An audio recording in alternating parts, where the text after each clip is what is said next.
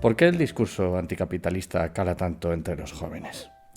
¿Será que en su inocencia advierten con facilidad el problema? ¿Será al revés, que su ingenuidad les impide reconocer las bondades del capitalismo? ¿Serán razones de otra índole, ajenas a la idea en sí, de raíz psicológica, que les haga propensos a rechazarlo?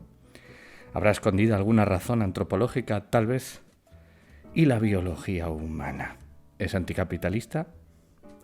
No será en vano reflexionar unos minutos sobre ello, sin olvidar que no hemos probado la premisa inicial.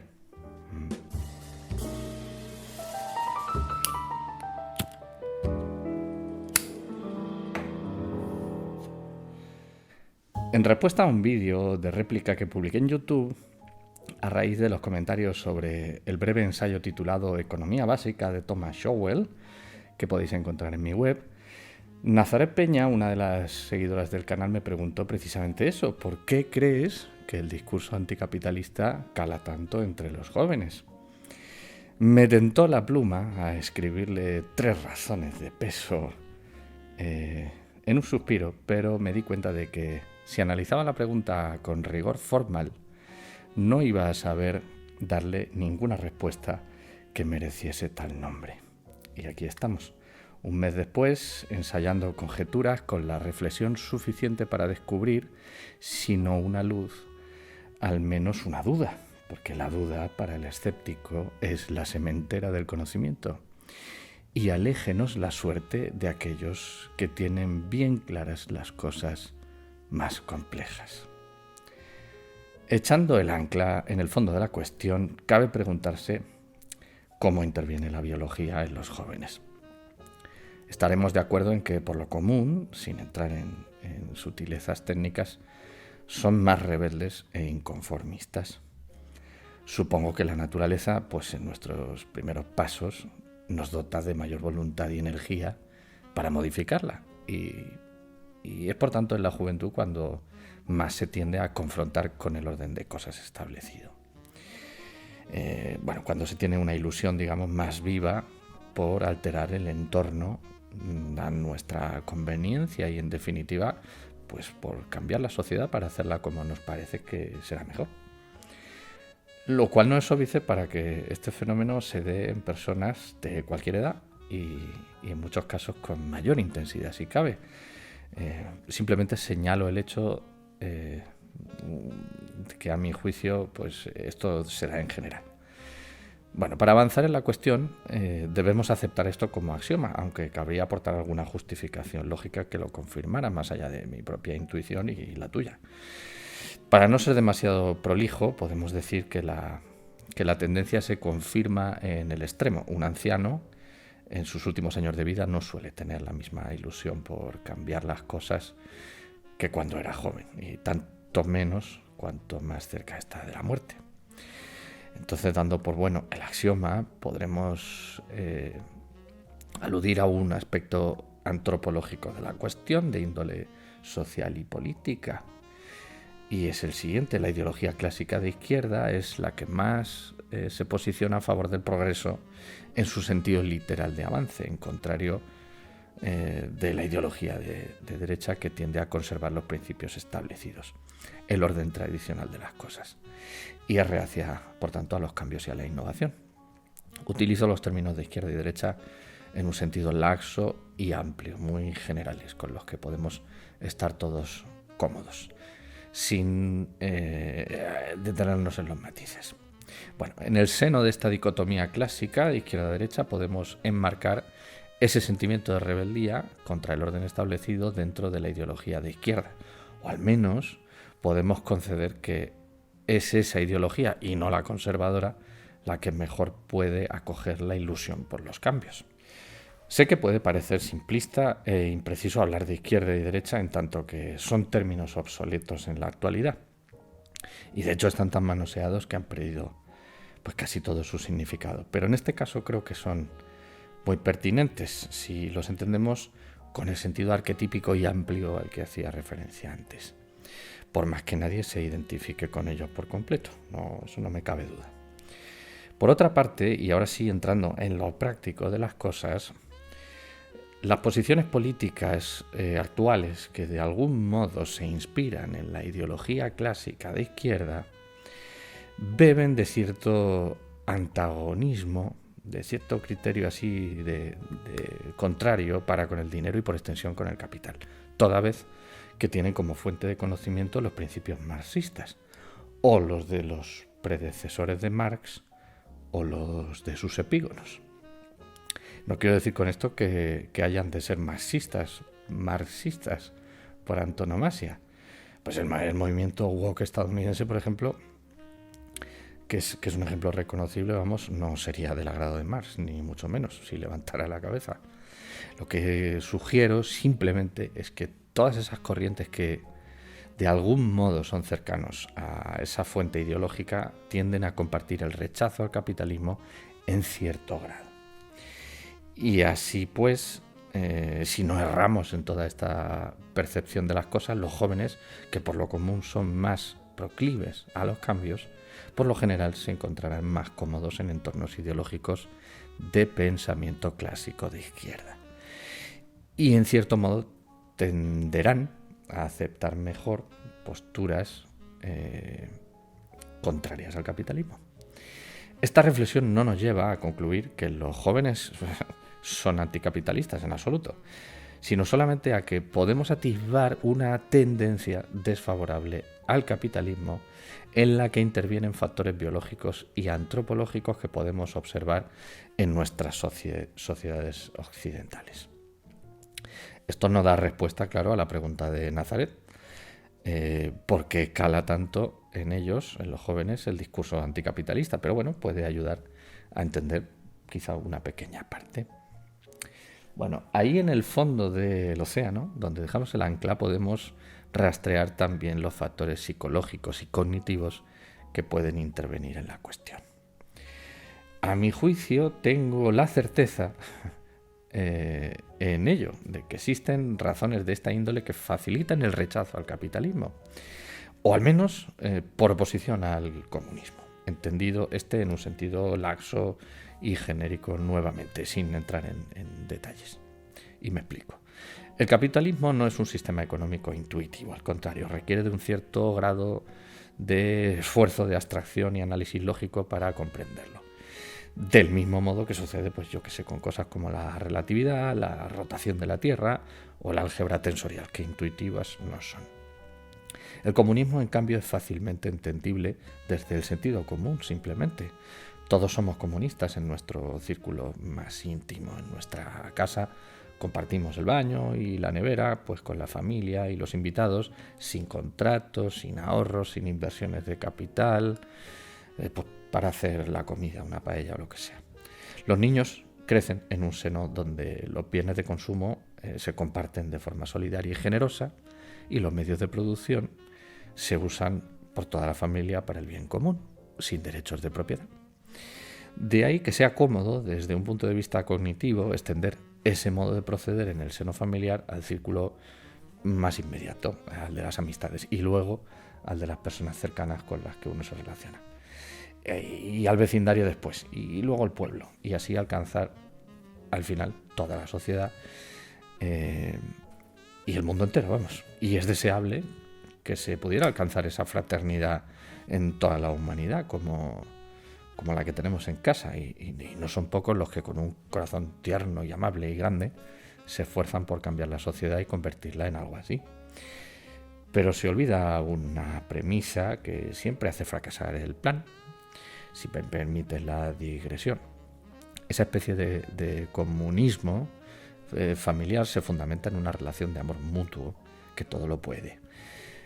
Pero en un círculo más amplio donde no existen tales relaciones de afecto, las bondades del comunismo se difuminan y se resquebrajan ante la fuerza del interés particular. Bueno, sea como fuere, y aunque se pueda discutir esta interpretación mía tan personal y tan innecesaria para lo que nos ocupa, el caso es que el concepto de comunismo está a nuestro alcance de forma inmediata e intuitiva desde la infancia, mientras que el concepto de capitalismo requiere, como decía antes, un proceso de aprendizaje. Si esto es así, será más fácil que los jóvenes tiendan a preferir las ideas comunistas sobre las capitalistas, entendidas, insisto, en un sentido amplio y relajado, toda vez que son jóvenes y no todos habrán transitado todavía el arduo camino de la abstracción y el razonamiento lógico en materia económica. Habrá quienes digan que esto no es así, porque el capitalismo es tan sencillo e intuitivo de entender como el comunismo o cualquier otra cosa. Bueno, más adelante expondré por qué se equivocan cuando lleguemos a la superficie de la esencia ideológica, que aún estamos en el fondo del mar. En todo caso, lo dicho ahora tampoco resuelve la pregunta de Nazaret, pero ayuda a comprender un poquito más esa posible tendencia de los jóvenes. Siguiendo nuestra línea antropológica de reflexión, no debemos soslayar la importancia de la religión, ni en este ni en ningún otro caso en el que intervenga el comportamiento humano. Bueno, me refiero a la influencia que ha podido tener en nuestras sociedades occidentales el cristianismo. Que nadie se incomode porque no abarque yo toda la cuestión en su amplitud completa. Intento dar respuesta solamente a la pregunta de Nazaret, que obviamente se refería a los jóvenes de nuestra sociedad y no a los de Corea del Norte ni a los de la enana elíptica de Sagitario. La idea de la fraternidad universal, en la que todos somos hermanos, hijos de Dios, supone de algún modo que todos tenemos intereses comunes que han de ir de la mano, donde la solidaridad, la compasión, el auxilio al prójimo, la bondad, son virtudes que debemos compartir. Ante la perspectiva del cielo, este mundo material no ha de confundirnos con sus golosinas terrenales. Y el desprecio a los placeres carnales, a los bienes tangibles, a la riqueza, es un buen camino para la salvación. Así la pobreza se eleva hasta la idea de virtud.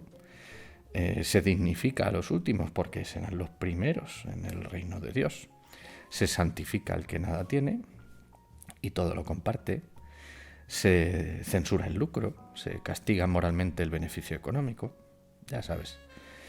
Si todos somos hermanos en esta familia universal, no cabe otra cosa que compartir generosamente todo lo que tenemos, ponerlo en común y sin apegos, unidos por nuestros lazos de amor mutuo. El alma generosa será prosperada. Eso se puede leer en Proverbios 11:25, a colación de hay quienes retienen más de lo justo, pero vienen a pobreza. Condenando de esta forma al que gusta el dinero más allá de lo que la Escritura considera bueno, de forma proverbial. Siendo así que vivimos en una sociedad construida a partir de la moral cristiana, por más que la mayoría ahora reniegue de sus dogmas, y aunque muchos puedan pensar que ese cielo es una patraña inventada, y sin ningún sentido, lo cierto es que no podemos pasar por alto la influencia de que ese pensamiento pues, ha ejercido sobre nosotros una perspectiva contra el dinero, o contra la economía en general, donde no solo el capitalismo no encuentra buena aceptación, sino que el mero hecho de interesarse por los asuntos económicos pues está mal visto, toda vez que son asuntos terrenales de la menor trascendencia. En fin, por más que algunos quieran negar nuestras raíces morales, ahí están. Y del mismo modo que en nuestra sociedad no goza de buena reputación un hombre que tenga varias mujeres, o viceversa, no está bien visto que alguien se interese por los bienes materiales, por el dinero en especial, ni por la economía en general.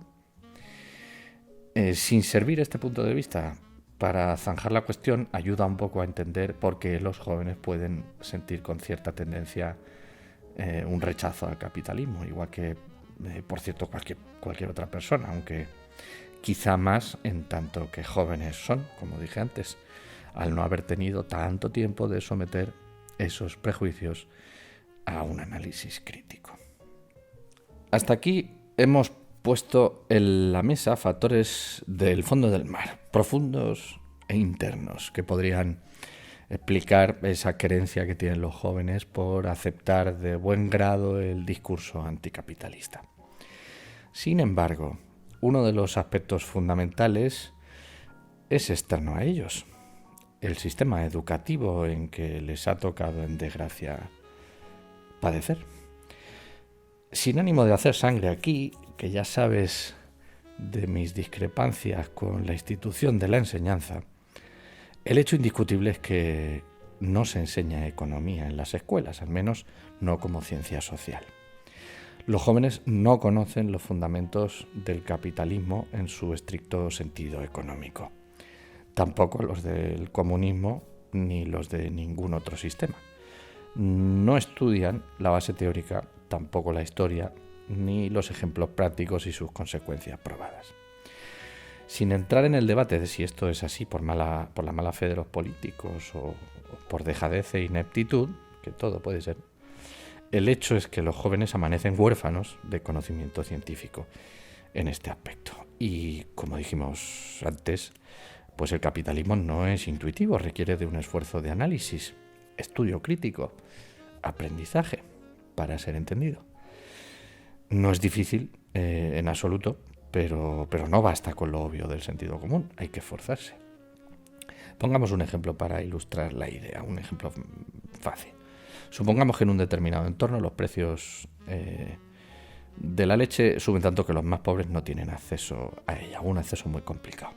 El sentido común nos dice que si limitamos el precio máximo de la leche para que todos puedan comprarla, pues conseguiremos que los más necesitados alcancen, que no les falte leche.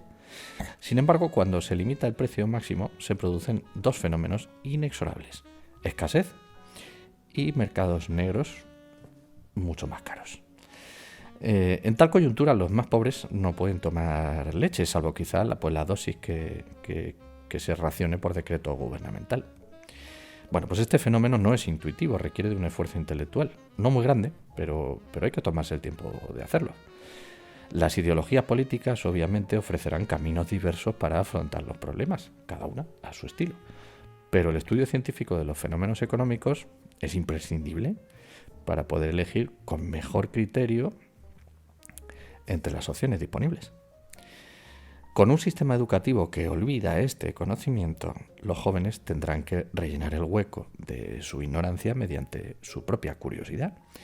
Y siendo jóvenes, una vez más, no todos habrán tenido tiempo de formarse una opinión certera sobre la ciencia económica y serán más propensos a aceptar ideas intuitivas sobre economía antes que acoger otras como las del capitalismo, que en ocasiones parecen contradecir el sentido común. ¿No te parece? Bueno, dando rodeos y levantando el ancla un poco, llegamos al hueso de cereza del asunto.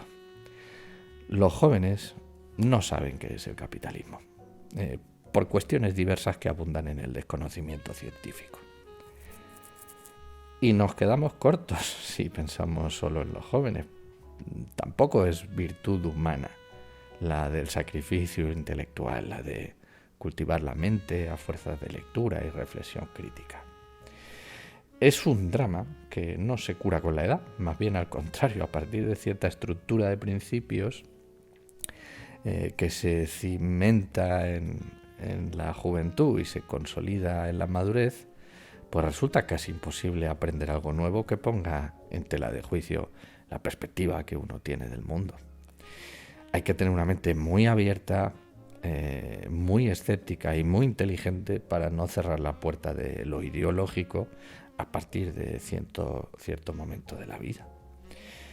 Por más evidencias que le pongas a alguien delante, no conseguirás que a la vejez un sacerdote cristiano se convierta al judaísmo, ni un rabino al islam, ni un imán deponga a la del trono.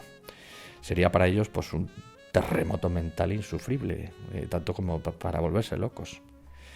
En fin, volviendo al hueso del pruno, lo que no se conoce no se puede apreciar y en paralelo es fácil dejarse persuadir por ideas que simplifican y etiquetan con doblez el concepto de capitalismo, para evitar el esfuerzo de estudiarlo, para mantener nuestra creencia previa a salvo, tranquila, apoyándonos en ese sesgo de confirmación. Y no descubrimos nada si advertimos que los políticos pueden estar muy interesados en hacerlo. Políticos de toda clase, desde un extremo al otro. Un sistema económico capitalista reduce al mínimo el poder de los políticos y eso es algo que va en contra de su esencia. No debemos asombrarnos que se esfuercen por hacer del capitalismo algo desconocido, pues que les va la vida en ello.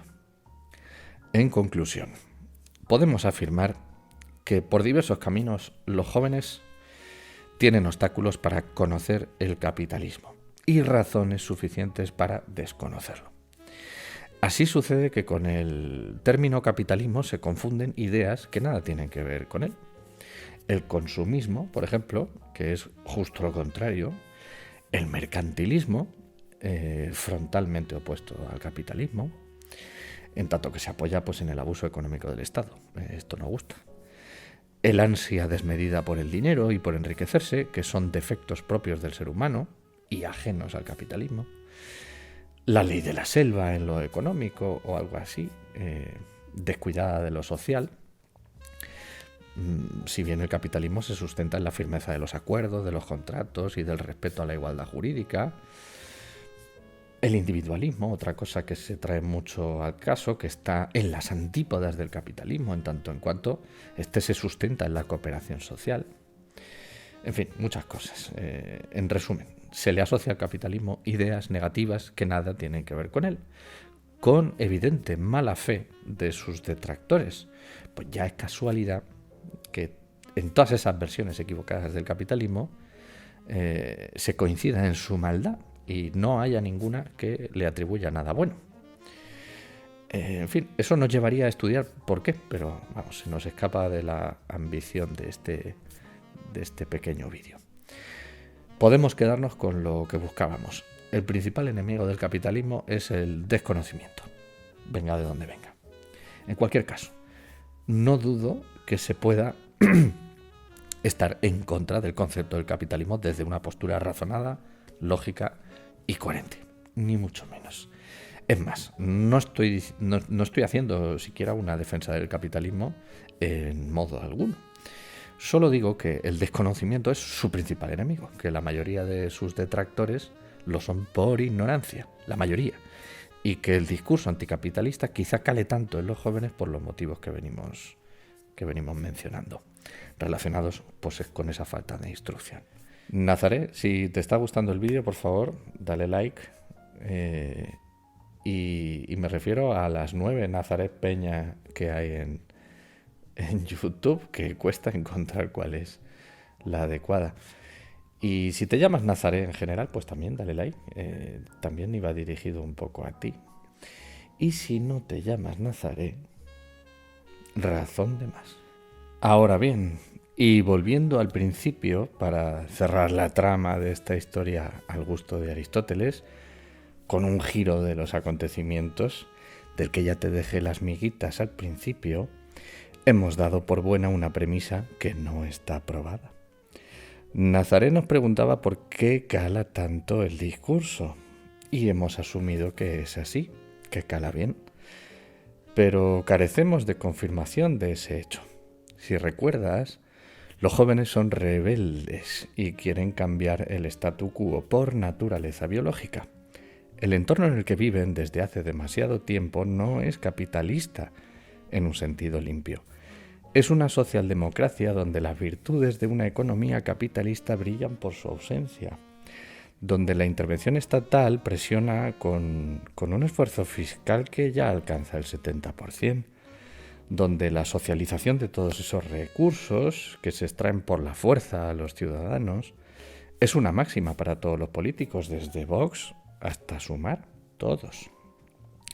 Y de esta manera asfixia a los trabajadores tanto que les hace imposible prosperar, progresar, mantener viva la ilusión de mejorar en la vida. Y ante tal coyuntura inclinada al socialismo económico y contraria al capitalismo, que está consensuada por todos los partidos políticos desde hace tanto tiempo, los jóvenes puede ser que se rebelen y descubramos de forma inesperada que son menos anticapitalistas de lo que pensamos. Hoy el liberalismo es lo progresista, lo transgresor.